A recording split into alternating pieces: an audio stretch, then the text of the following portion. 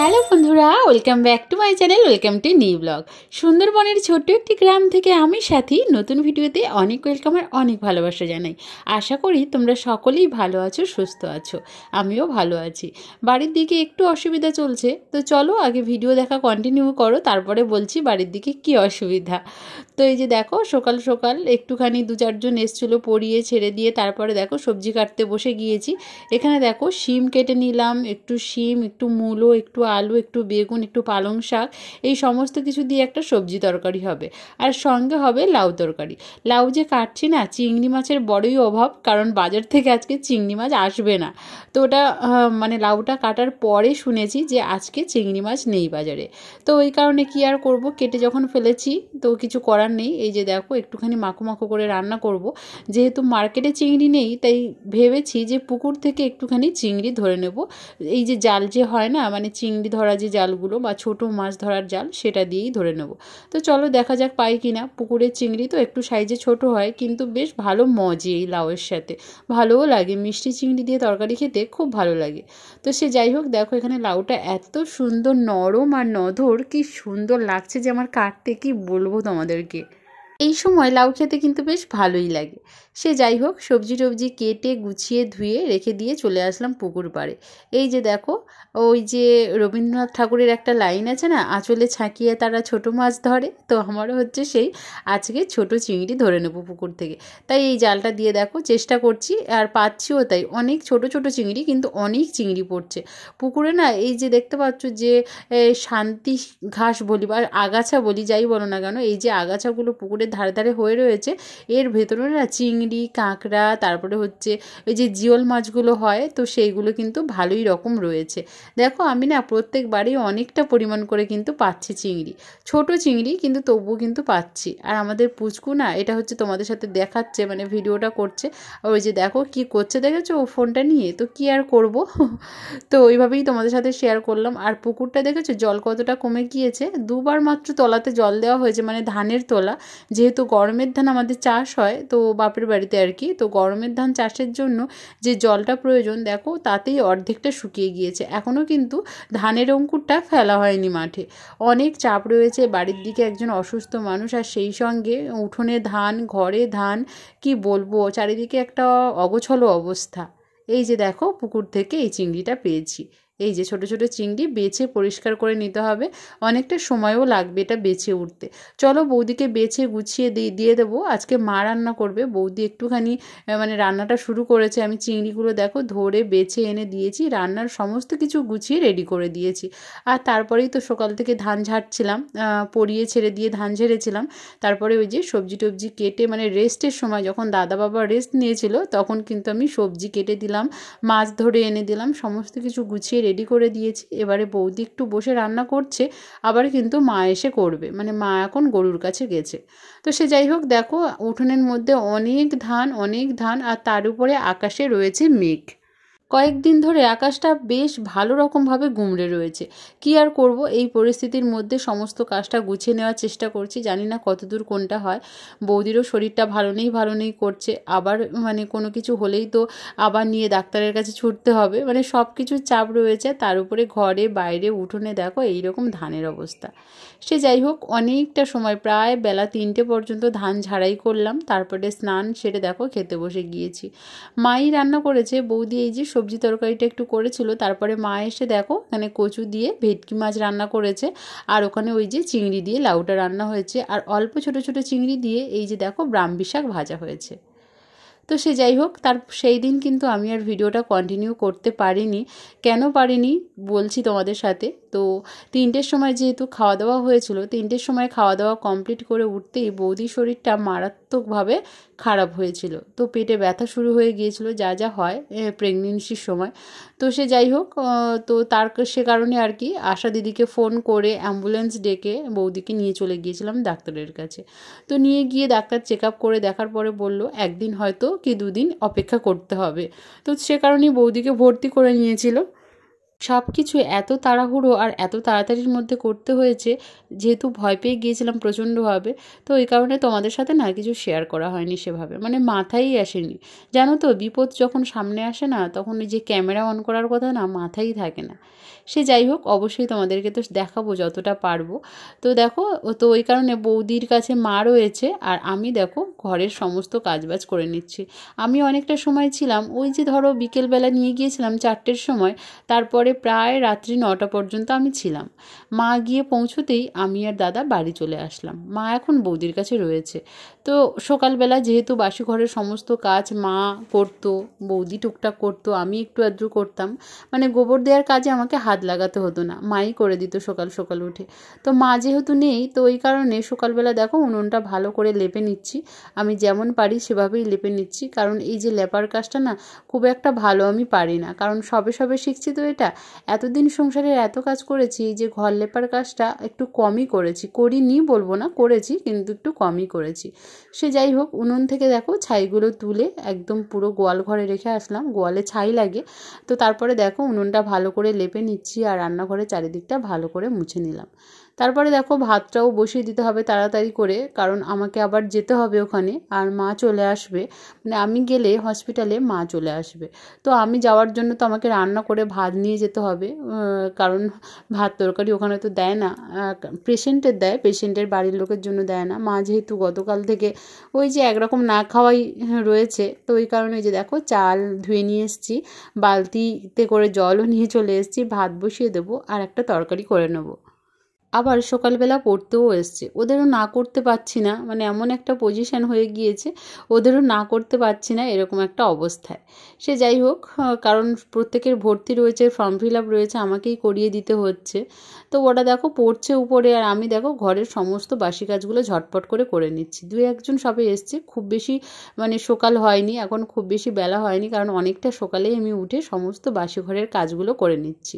তো দেখো ওই দিকটায় ভালো করে লেপে মুছে চলে আসলাম। এবার এই যে সামনে পোটের পজিশানটা একটু ভালো করে মুছে নেব, যেহেতু উঠোনে বাইরে সমস্ত জায়গায় ধান খেলানো, দাদা বাবা সমস্ত মানে সবাই ছোটাছুটি করছে, এদিক ওদিক সেদিক, কোথায় নিয়ে যাওয়া হবে কি, সবটা মিলেমিশে। জানো তো একটা বাড়িতে বিপদ হলে মানে কি হয়, টেনশান চিন্তাটাই বেশি হয়। তো সে যাই হোক, ওই জন্য ধানগুলো না সমস্ত এক জায়গায় গুছিয়ে পেপার দিয়ে ঢাকিয়ে রাখা হয়েছে আপাতত। বৃষ্টি হলেও কিছু করার নেই, কারণ আগে মানুষ সুস্থ হয়ে বাড়ি আসবে, তারপরে আবার কাজ শুরু হবে। সে যাই হোক, এই যে দেখো ভালো করে এই মানে সামনেটা মুছে নিচ্ছি, কারণ ধান রয়েছে, ধান তো চারিদিকে ছড়িয়ে ছিটিয়ে পড়ছে, খুব বেশি ভালো করে মুছবো না, এভাবেই ঘরে ওঠানামা করতে হচ্ছে, যতদিন না ধানের কাজ শেষ হচ্ছে ভালো করে ঘরবাড়ি পরিষ্কার করা যাবে না। এই জায়গাটা মুছে নিচ্ছি, আর এই জায়গাটা মুছে নিয়ে উঠোন টুঠোনগুলো একটু ভালো করে ঝাড় দিয়ে নেবো। দেখেছো তো, এই যে পেপার দিয়ে ভালো করে ঢাকিয়ে রেখেছে, এখানে মেশিন রয়েছে, ধান তো রয়েইছে, আর ঝাড়ানো ধানও রয়েছে, আর আঁটির ধানও রয়েছে, মানে সবটাই রয়েছে, আর সারা উঠোনে না ধান ধান হয়ে গিয়েছে। ভালো করে ঘরটা মুছে রেখে দিয়ে এবার দেখো উঠোনটা আমি ভালো করে ঝাঁটপাট দিয়ে একদম পুরো গুছিয়ে নেব, নিয়ে তারপরে একদম গ্যাসে রান্নাটা করে নেবো। আজকে না উনুনে যাব না, একদমই সময় নেই, আমাকে যেতেও হবে। আর এদিকে বাবা একা রয়েছে, গরু রয়েছে আমাদের বাড়িতে, জানোই তো প্রচুর কাজ একটা সংসারে, আর গরুর গাই দোয়ানো রয়েছে, যেটা বাবা পারে না, মাকে আসতেই হবে। তো ওই কারণে ঝটপট করে সমস্ত কাজবাজ করে নিচ্ছি, আর মাঝে মাঝে দৌড়ে গিয়ে ওদের কাছে একটুখানি পড়াগুলো দেখিয়ে দিয়ে আসছি, বসে পড়ছি, কারোর ফর্মটা ফিল আপ করে দিচ্ছি, এইভাবে তাড়াহুড়ো করে ছুটাছুটি করে কাজ করতে হচ্ছে। হয় না, যেদিন যেদিন সমস্যা থাকে সেদিন সেদিন মানে কাজকর্মগুলোর মাত্রাও প্রচুর পরিমাণে বেড়ে যায়। সে যাই হোক, ওদিকটা ইন্ডাকশানে আমি ভাত বসিয়েছি, সবে মাত্র বসিয়ে দিয়ে উঠোনটাই দিয়ে ভালো করে ঝাটপাট দিয়ে নিচ্ছি। গ্যাসে করলে বা ইন্ডাকশানে করলে না থাকতে হয় না পাশে, ওই যে বসিয়ে দিয়ে তবু 2-1টা কাজ করা যায়। তারপরে দেখো পুকুর পাড়ে অনেক বাসন, কালকের রাতের না 2টো কড়াইতে বাসন ছিল, মানে 2টো কড়াই তো এমনি, একটা কড়াই ভেজানো ছিল, আর একটা কড়াইতে রান্না করেছিলাম, দুধ গরম হয়েছিল, মানে সবটা মিলেমিশে অনেক বাসন। তো দেখো ওই যে ওই দিকটা হাঁড়ি মেজে নিয়েছি, আর একটা কড়াই মেজে নিয়েছি, বাসনগুলো সমস্ত মেজে ধুয়ে নিয়েছি, আর এই যে আর একটা কড়াই মাজছি। যেহেতু উনুনে রান্না হয়, কালি তুলতে না একটু সময় লাগে, একটুখানি সমস্যাও হয়। কিছু করার নেই, উনুনে রান্না করলেও প্রত্যেকটা জিনিসের কালি তুলেই আমাদের ব্যবহার করা হয়। এই যে ছোটো কড়াইটা না, এটা না অনেক দিন ধরেই কালিটা বসানো হয়ে গিয়েছে, তো ওই কারণে ওটা আর তুলে পরিষ্কার হয় না। কিন্তু এই যে হাঁড়ি বা রোজ দিনের রান্না, এই জিনিসগুলোর কালি আমাদের তুলেই রান্না করতে হয়। মানে করতে হয় বলতে, যেহেতু বৃহস্পতিবার নিরামিষ হয়, কালি ফেলে দিলে না সমস্যা হয়ে যায়, আলাদা হাঁড়িতে করে আবার রান্না করতে হয়। এদিকে সংসারের সমস্ত কাজকর্ম তাড়াতাড়ি করে ছুটে হেঁটে করছি, সেদিকে মনের মধ্যে কিন্তু মারাত্মক টেনশন হচ্ছে। কারণ বৌদি কষ্ট পাচ্ছে আগের দিন থেকে, মানে যেদিন ভর্তি করলাম তার পরের দিন থেকে। মানে ভালোই রকম পেটে ব্যথা হচ্ছে, কিন্তু কোনো রকম কোনো কিছু হচ্ছে না আর কি।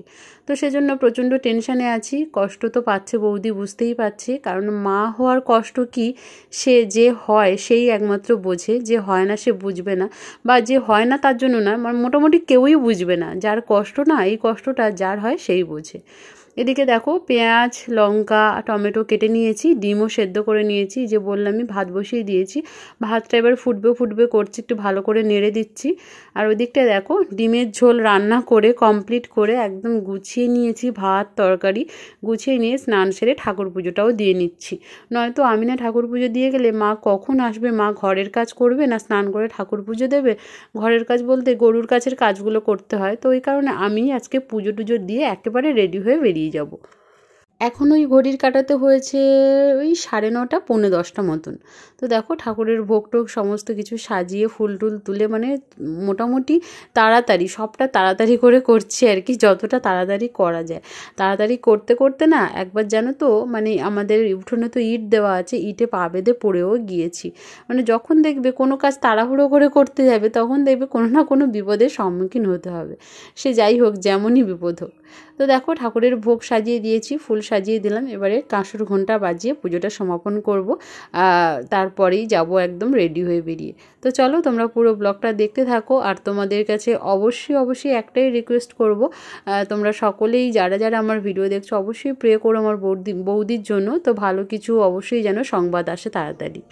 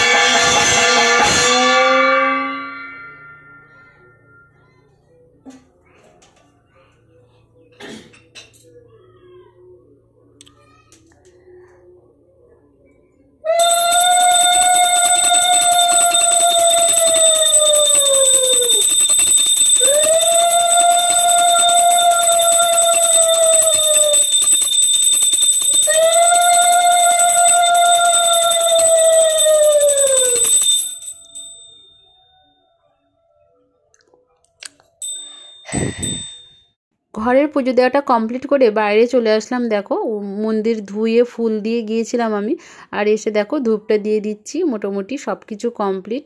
নিজে না বিশ্বাস করো যে খাওয়ার সময়টুকু পাইনি এখনও, কখন খাবো জানি না। আর বাবা ঘরে রয়েছে, বাবা মাঠের দিকে রয়েছে, আর দাদা তো সর্বক্ষণ ওখানে রয়েছে। চলো রেডি হয়ে নেই। বন্ধুরা আমি পুরো রেডি হয়ে গিয়েছি। এতক্ষণ যে বললাম তোমাদেরকে নিশ্চয়ই বুঝতে পেরেছো, হসপিটালে যাচ্ছি। দেখো এই যে একজনের খাবার নিয়ে নিয়েছি, আর কিছু নেওয়া বাকি ছিল আর কি। একটা বিছানা চাদর নিয়ে নিয়েছি, জানি না আর কি কি লাগবে, মোটামুটি সবটাই করে নিয়েছি। আর সকাল থেকে তো একদম হাড় ভাঙা খাটুনি গেল, তারপরে পড়ানো, রান্না বান্না সবটাই কমপ্লিট করে নিয়েছি। নিয়ে খাবার গুছিয়ে নিয়ে স্নান সেরে ঠাকুর পুজোতে দিয়ে দিলাম, দেখালাম যতটা পেরেছি, যেহেতু পুচকু রয়েছে না, ওর জন্য দেখাতে পারলাম সবটা। তো চলো হসপিটালে যাই, এখন কি পরিস্থিতি অবশ্যই সবটা তোমাদেরকে আপডেট দেবো, দেখতে থাকো, সঙ্গে থাকো। আর তোমরা সকলে অবশ্যই প্রে করো যেন তাড়াতাড়ি ভালো কিছু খবর আসে, ভালো কিছু যেন হয়ে যায় সুস্থভাবে। আমি তো অবশ্যই মানে মনে প্রাণে ঠাকুরের কাছে চাইছি যেন সবটা সমাধান হয়ে যায় খুব তাড়াতাড়ি। কারণ এরকম পরিস্থিতিতে প্রচণ্ড টেনশন, বাড়ির দিকে যার হচ্ছে তার, মানে সবারই একটা চাপ থাকে, অন্যরকম একটা চাপ। তো চলো বেশি কথা বলবো না, কারণ সময় হয়ে গিয়েছে, চলে যাবো এবার। তো দেখো বন্ধুরা হসপিটালের রোডে আমি একদম ঢুকে গিয়েছি গাড়ি থেকে নেমে। হ্যাঁ, হসপিটালে চলে এসেছি অলরেডি। আর বৌদিকে তো দেখাইনি, কারণ ভেতরে অনেক লোক রয়েছে, তো এই কারণে চলো পরে গিয়ে দেখাচ্ছি। আর আমি এসেছি যেহেতু, মা চলে গেল, আর আমি এখন একটু থাকবো, আবার মা আসবে, মা আসলে তারপরে আমি আবার যাবো। তো চলো দেখতে থাকো, সঙ্গে থাকো। তো দেখো বন্ধুরা, এই যে বৌদি এখানে বেডে শুয়ে আছে, প্রচণ্ড কষ্ট পাচ্ছে, তোমরা মুখ দেখে নিশ্চয়ই বুঝতে পারছো। তো আমি আর তোমাদেরকে বেশি কিছু দেখালাম না, পরের বেডেও রুগী রয়েছে, চলো নেক্সট ব্লগে সবটাই দেখতে পারবে। প্লিজ তোমরা সকলে প্রে করো।